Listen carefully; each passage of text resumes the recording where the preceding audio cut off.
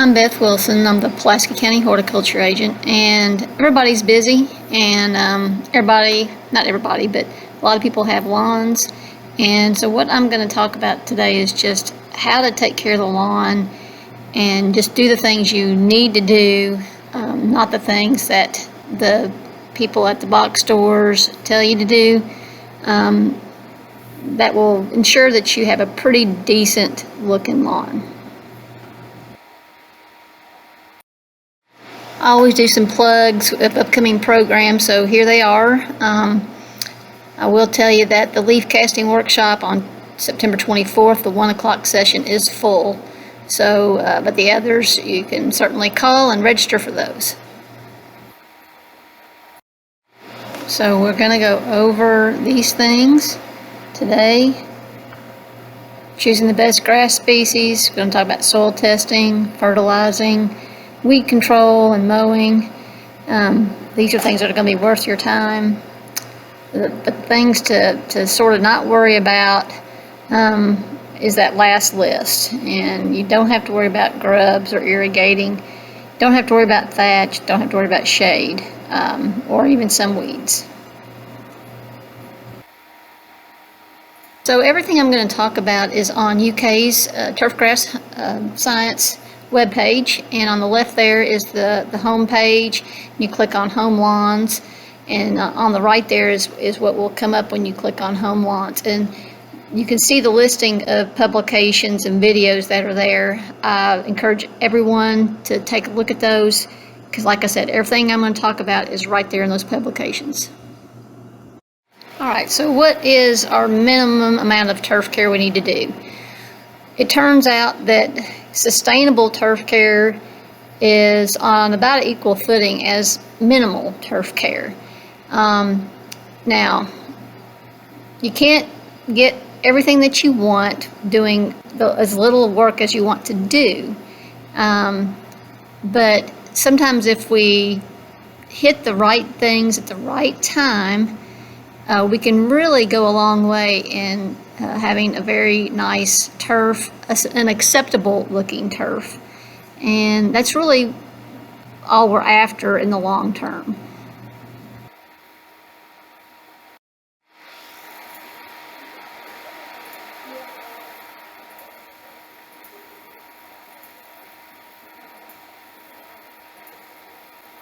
Alright, so what do we need in our turf? We basically need it to be attractive to the eye. And, you know, attractiveness is in the eye of the beholder, but this is one of the big things people want. They want it to look good. They want low maintenance. They want to be low cost. I have people call me and say, I've already spent $2,000 on my lawn and it's dying. Well, stop it. The answer to that is stop it, and let's do things correctly. As far as an environmental standpoint, we want a turf that requires just a little bit of water. We want it to be earth friendly. We want it to promote biodiversity. It is a monocrop when you think about it, like corn in the Midwest or soybeans in the Midwest. So we have to do some things to try to promote diversity in our turf. So what's the best grass for us to grow in Kentucky?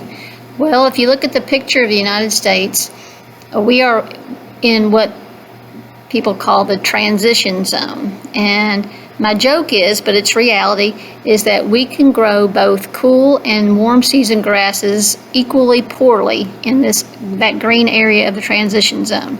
So we can't really do a good job with either type of grass. But the grass that kind of comes to the top is tall fescue. And it is considered a cool season grass. We now are recommending turf type tall fescues instead of Kentucky 31. Turf type tall fescues just look a little better. They're greener. They have slimmer grass blades and basically look more like bluegrass, which is what everybody wants to have, but we can't grow it very well. You can still use the Kentucky 31, but again, you're going to get some better aesthetic qualities to the turf type tall fescues. Now on the right there, I know you can't see it, but this is on purpose. It's basically from NTEP, which is the National Turfgrass Evaluation Program, and it's rating all these different varieties of turf-type tall fescue in our general area. And what you find is that all of them, the rightmost column is the average rating for how the turf grass did. And they're all within 0.1 or 0.2 points of one another. It's ridiculous how similar these are. So the point being is that it really doesn't matter which variety of turf-type tall fescues you get, they're all going to be pretty good. The ones you see there in my bulleted list, the Falcon 4, the Fourth Millennium, Amity Thor, those, you can find those, but you can find a lot of others in your bag of seed. So don't get hung up on the variety. And the last bullet is the seeding rate. It's very straightforward. When we're doing it from a stale seed bed, we are going to seed our turf-type tall fescues at 6 pounds per 1,000 square feet.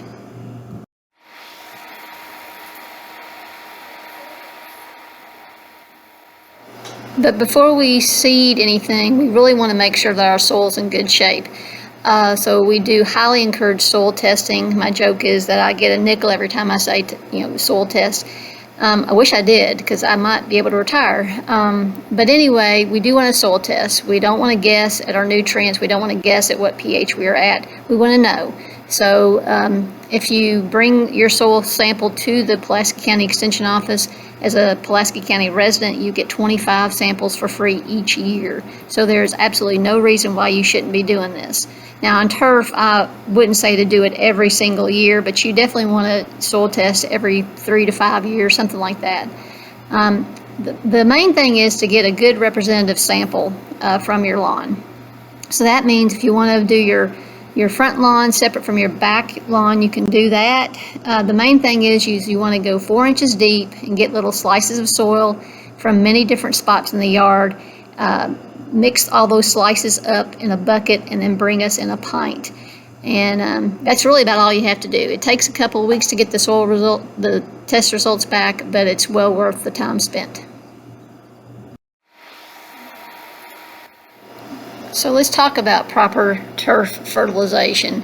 It's a big deal because doing things at the wrong time can predispose the grass to lots of other problems. And we do want to make sure that we're putting down just what the turf needs. So we're going to apply nutrients according to that soil test. Nitrogen is something that needs to be applied every year. The 3 numbers on the bag are nitrogen, phosphorus, and potassium. And the one that drives plant growth, whether it be shoot growth, root growth, whatever, is nitrogen. So it needs to be applied in the fall, pretty much the fall only. This is sufficient enough to make sure that you're pushing root growth and not shoot growth. It's going to make sure that your turf, by doing it in the fall, it's going to ensure that your turf stays a nice green color throughout the winter.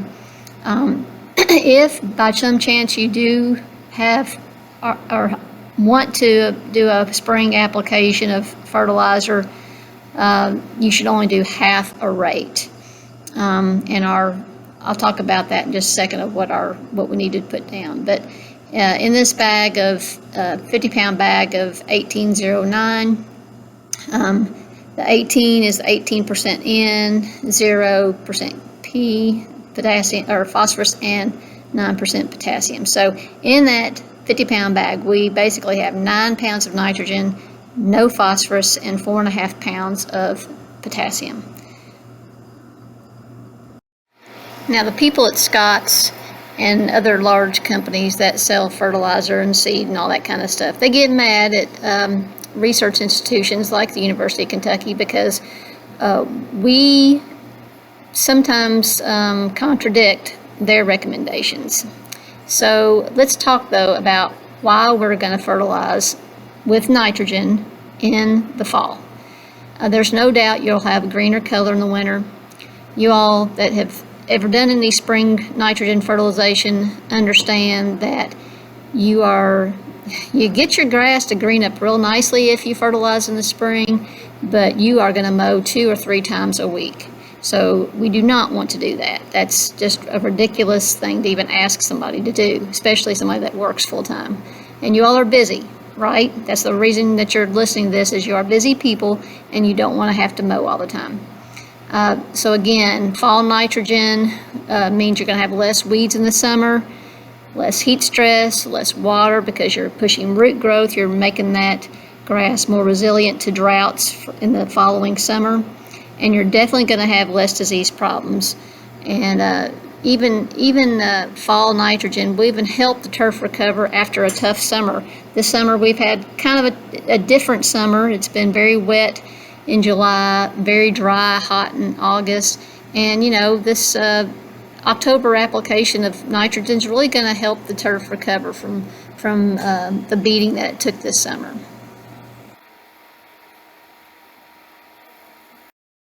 All right, so what's going to be our minimum turf fertilization that we'll need to do? We are going to base everything on that soil test. So if a soil test indicates that you've got plenty of phosphorus and plenty of potassium, I'm going to recommend that you put down only nitrogen.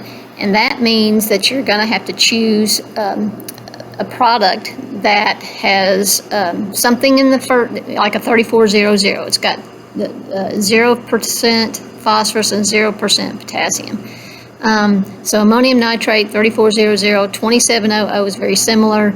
Urea is even more concentrated than those others.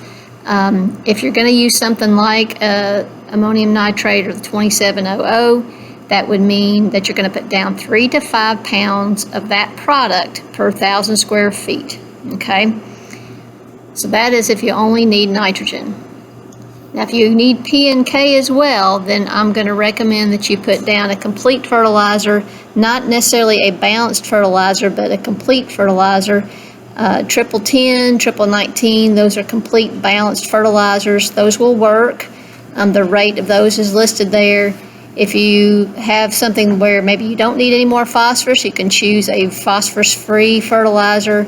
And those are the rates for those specific products. All the rates that we recommend are based on the first number, that percent nitrogen.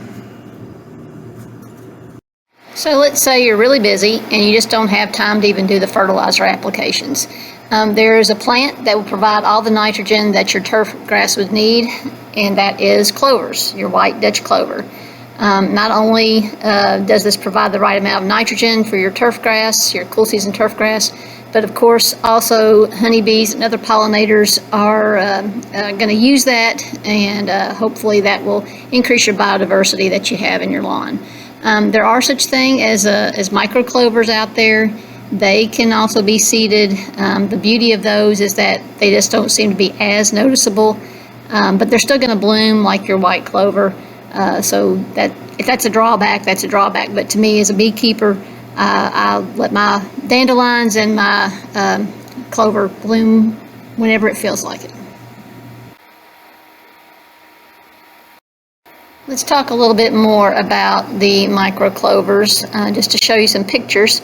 The first bullet there, they supply 2 pounds of actual nitrogen each year. As I said before, this is the exact amount that our cool season turf grasses need in any given year. So this is perfect, a perfect combination plant. The picture on the top right just shows you a soccer field that has a little bit of the micro clover seeded in there on the left side, and on the right side it's just straight grass, tall fescue or ryegrass, whatever they're playing on. And you can just see that it's just in your face noticeable difference in the color, and that's with no extra fertilization, just the clover providing the nitrogen. On the bottom right is a study they did, and they've got these squares of micro clovers and straight grass seeded, and the ones that pop out to you with the white dots are the ones that have the micro clovers. So there's no doubt that micro clovers are, or any clover, any legume like that, is supplying the nitrogen that grass needs. Okay, so let's assume that you're not so busy that you still do want to apply some sort of synthetic fertilizers, and there's different kinds of spreaders. It's up to you what you get. They're drop spreaders versus broadcast spreaders. And the main thing is just to get the rate right. And we have a whole publication on how to calibrate these broadcaster drop spreaders. It would be worth checking out on that webpage that I talked about earlier. The main thing is you want to be sure that when you apply these fertilizers that you're applying half the rate in one direction, and then you turn around and you do the other half in a different direction. That way you're not going to get that lovely striping that you see on that soccer field on the lower left picture. You're going to make sure that those mistakes aren't going to be broadcast to the world. But again, always calibrate your spreaders before you do anything, and you'll ensure that you're putting down exactly the right amount of product that you're supposed to. So I'm going to ask you a question. What time of year do we apply our nitrogen fertilizer? And that answer is going to be fall, not spring. And this slide just shows you the reasons why we avoid fertilizing with nitrogen in the spring. And it also talks about weed and feed as well. We're not going to fertilize in the spring, nor are we going to put down weed and feed in the spring. Because when you put nitrogen down in the spring, you're encouraging the following things. And we all have seen these weeds. Maybe you haven't seen some of these diseases that turf grasses get, but it will increase the propensity for that grass to catch diseases. It's definitely going to increase the growth of all of these weeds. We all know crabgrass. Maybe we all don't know foxtail. It blooms later in the year, so you're always mowing it, so you probably never see the seed head. But Dallas grass is a new one that people were taking for granted was crabgrass, and Dallas grass is a totally different grass than crabgrass. Most of us know Johnson grass, Bermuda grass, all those awful weeds that we think about in our cool season turf. Spring fertilization is going to encourage those. So we want to avoid spring fertilization. So if you want to have a nice looking lawn, you are going to have to put some effort toward weed control, especially if your turf is not dense, it's not healthy quite yet. And so the main thing I'm going to ask you, if you say, I have weeds in my yard, what am I going to do?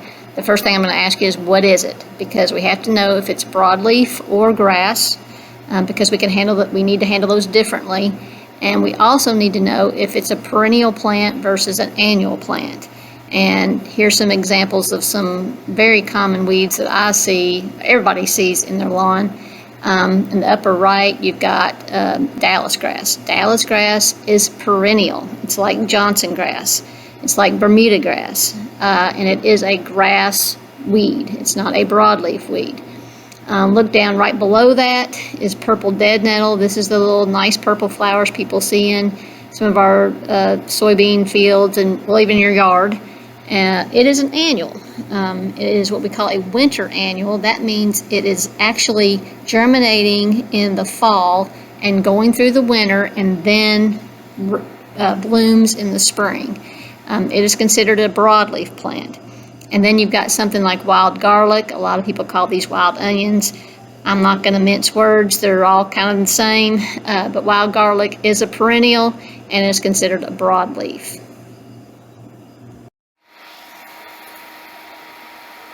And here's a few more of our lovely weeds. You see there in the top left is crabgrass. There's different types of crabgrass. I'm not going to get into that, but they are considered annuals, and they're going to be germinating in the spring. They are considered a grass, so it's a grass weed.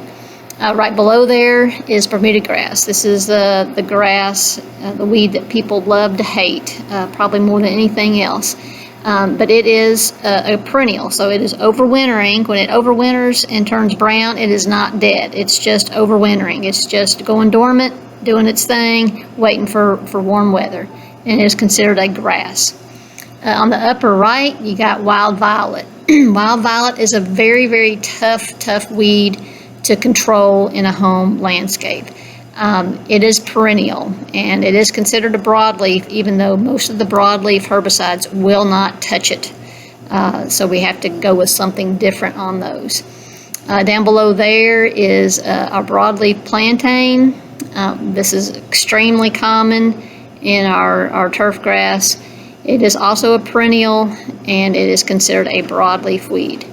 And then below there, the last one we're going to have pictures of is yellow nutsedge. Now, nutsedge is a totally different beast. It's not considered a grass. It's not considered a broadleaf. It's considered a sedge, and that's what it is. But it is a perennial plant. It has an overwintering tuber, and it loves to start its growth in wetter areas. So it may spread out once it gets established in those wet areas, but it can really be a problem, and you really have to use a different product altogether to control sedges. So the long-term goal is to not have to put any kind of weed control down. And the way we do that long-term is to make sure that our turf is just in the healthiest shape possible. And the way we have healthy turf is to mow at the right height, to fertilize at the right time, and then get control of those perennial weeds and some of the annual weeds early on, and you've got it made.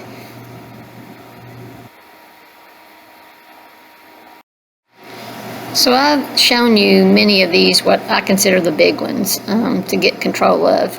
And those are crabgrass, Dallas grass, Bermuda grass, and some of the broadleaves, perennials, like the dandelions and wild violets and plantains. Now, goosegrass is another one that can come in. I haven't had a picture of goosegrass. It's been horrible the last several years. And if you've got goosegrass, it's coming from seed. It's considered an annual. But these are the ones we want to get a hold of. So let's talk about how we do that. Crabgrass. All right, crabgrass is an annual. It's coming from seed every year. And basically, when the soil temperature gets to be around 50 degrees, 52, somewhere in that range, that's when the seed's going to germinate. And the best way to understand when that time is, besides going out and checking it with a thermometer, is to watch for our yellow forsythia shrubs. That's pictured in the upper right-hand corner. And when these bloom, you know that you've got crabgrass starting to bloom. So if you're going to put down a chemical, you're going to put down a pre-emergence product when that forsythia is blooming. Usually that's around mid-March, but just watch for forsythia to bloom. And then you might want to, depending on, again, read the label, depending on how long that product lasts, you may have to put down, you can put down a second application. Sometimes these pre-emergence herbicides will last 6 weeks, 8 weeks. If it's an 8-week thing and you're putting your first application down in mid-March, you can put that product down again in mid-May. That way you're going to get 2 big flushes, 2 big flushes of crabgrass emergence. You can do some post-emergence control with some products, but the best and simplest way to do it is with a pre-emergence product. Now, there is also a very viable non-chemical way to control crabgrass, and that is to mow your grass high. That's all there is to it. If you mow it 3.5, 4 inches tall, you will never see crabgrass, and I've got the data to prove it, so we'll talk about that.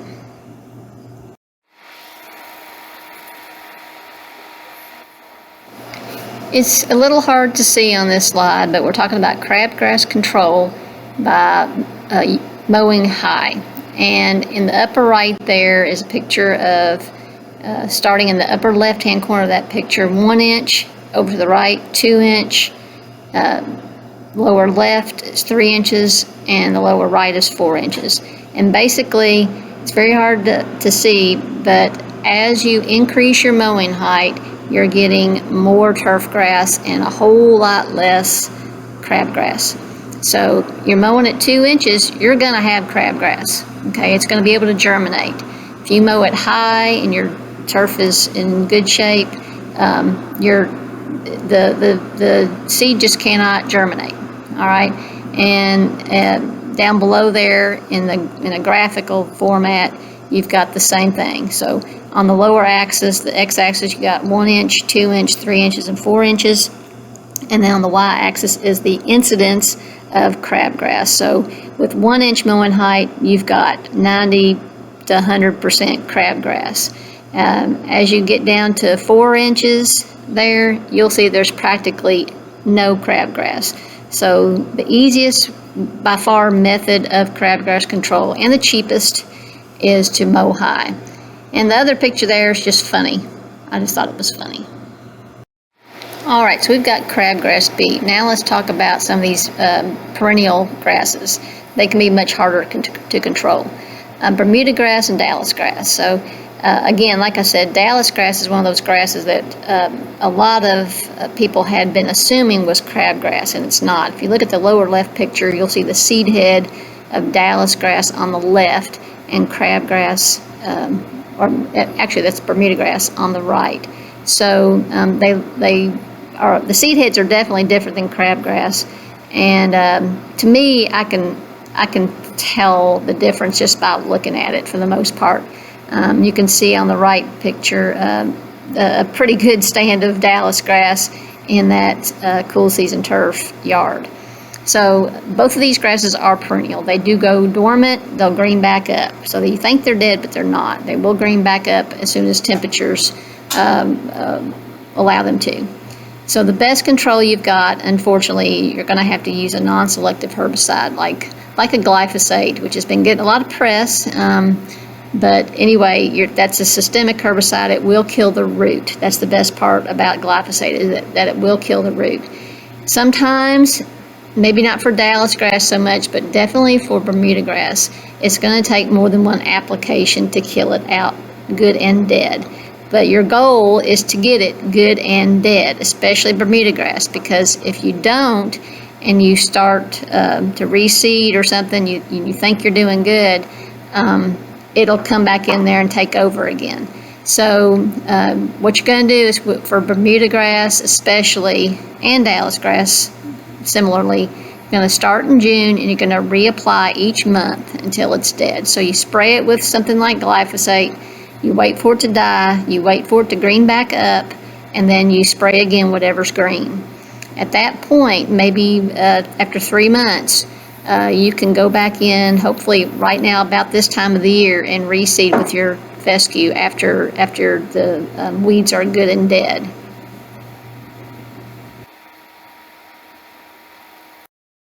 So I just told you about the cheapest way to go about controlling Bermuda grass, but there is a new product on the market. Those of you that use turf care professionals to handle this kind of stuff, it's called Pilex, and it is a product to control or suppress Bermuda grass. Now, control may not mean kill, so you have to be aware of that. And this should be applied by professionals because we're putting very, very little down on a per acre basis. It will control several warm season grasses and cool season turf. I haven't come out and said that, but Bermuda grass and Dallas grass are warm season grasses, and here we are trying to grow a cool season grass in tall fescue. The product will also control even some broadleaves.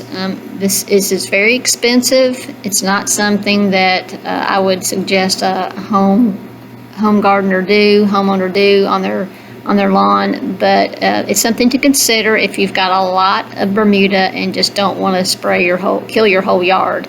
It's out there. You can talk to some professionals about that. We're going to switch gears and talk about broadleaf control now. Again, just like with grasses, some broadleaves are going to be annuals and some are going to be perennials.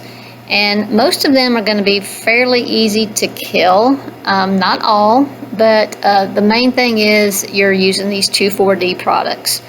2,4-D product by themselves, with just 2,4-D in the bottle, is rare these days. Many more times you're going to see 2,4-D in a 3-way mix with dicamba, mecaprop, that kind of thing. So you may want to, well, there's no may to it. You're probably going to find this type of product, the 3-way mix, other than just straight 2,4-D. Now, if you are growing clovers and you have decided you want to go with clovers as your nitrogen source, these 2,4-D products are going to hurt and possibly kill those clovers, so you have to consider that. These products are not very good for summer use. It gets too hot. You want to do these in the spring and the fall. And in the fall, we much prefer to use weed and feed products because it's fall, it's the right time to put down nitrogen. And for many of these, they've already germinated, and you can kill these very small weeds that have just germinated with an over-the-top 2,4-D product, which is what's in the weed and feed products. So that is a more appropriate time to use weed and feed. Certainly not, we don't want you to use that product in the spring. Now, if you have wild violets, that's a whole nother issue.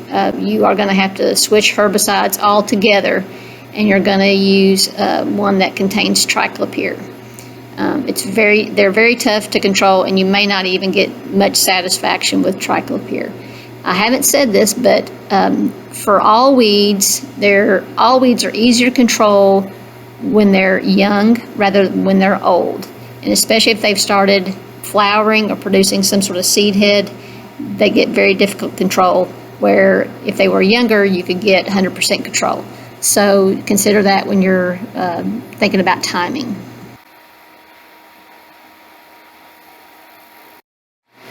Mowing is a necessary part of having a lawn, and I think most people understand mowing, but I'm not sure if they really get it. When we talk about proper mowing, for the health of the turf, the best health of the turf, we are trying to only remove a third of the blade at any one time. So yes, this sounds stupid, but if the grass is really tall, you're going to raise the height of the mower and mow it twice. It seems ridiculous, but ideally this is what you would want to do. Again, I've already talked about mowing high for control of crabgrass. So 3.5 inches for our cool season tall fescue turf grass is perfect for that. And when you mow high, your root system is much better, and that leads to better drought tolerance and heat tolerance in the summer, because again, I think I said this before, tall fescue is a cool season grass. When it gets to be 90 degrees out, it ain't liking it. So you need a grass that's going to be able to withstand that heat and the droughts of summer. Also, by mowing correctly, you can control the texture of grasses, sometimes more than a seeding rate. For example, if you put your mower down a little lower in the wintertime, if you're going to do any mowing in the late fall, winter, by putting it down to maybe 2.5 inches, you can actually get that grass to fill in better. So consider that too. And as we always say, your clippings are part of your fertilizer process, so never bag your clippings. The only time I would ever ask somebody to bag their clippings would be if they have a really bad outbreak of brown patch in their tall fescue, and that just to control the disease from spreading.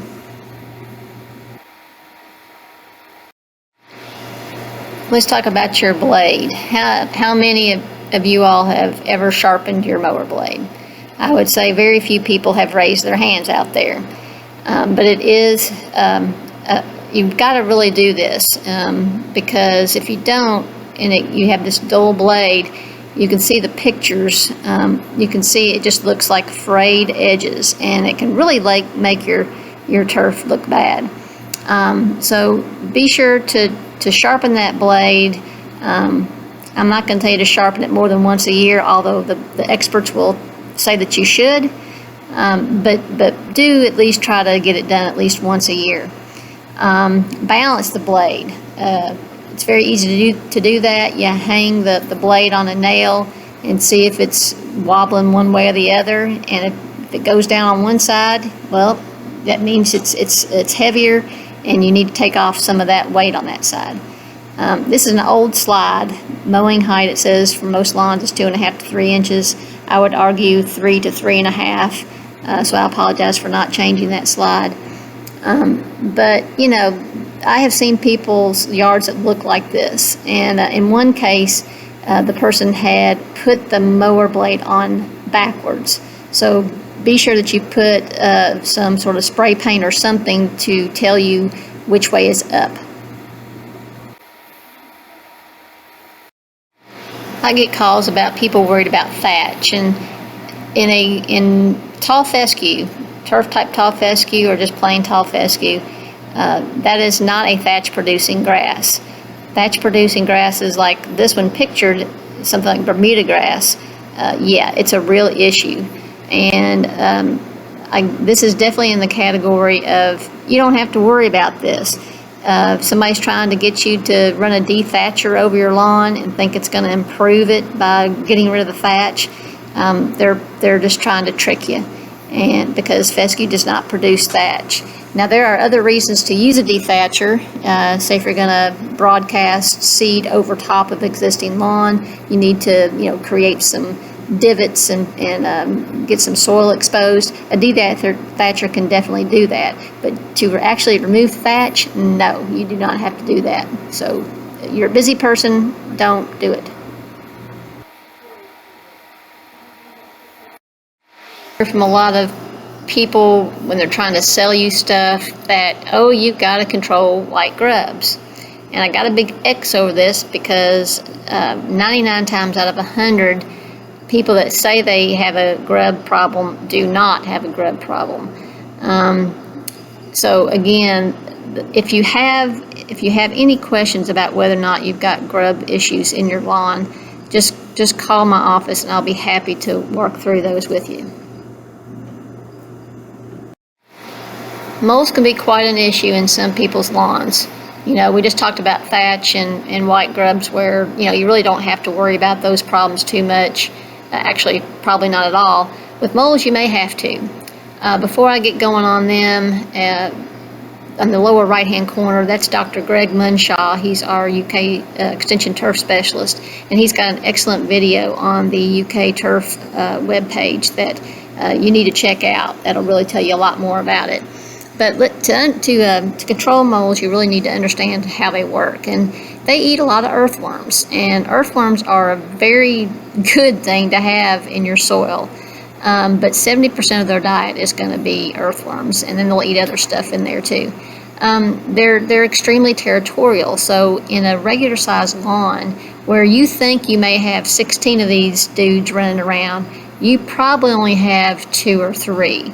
So if you can kill those 2 or 3, you've basically got it licked. We've got a publication just on mole control. That's that FOR 42.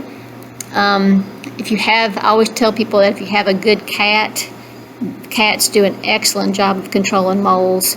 The females tend to do a little better. And if you've got a dog, dogs will get after them, but they do end up tearing up your turf quite a bit. But they can be an excellent control method. The traps are going to be what we advocate. In addition to the traps, the worms that have poison on them, the cowperid poison on them, are also very good. The video goes into trap placement and that kind of thing, so I'm not going to go into that, but those are your options, the traps and the worms.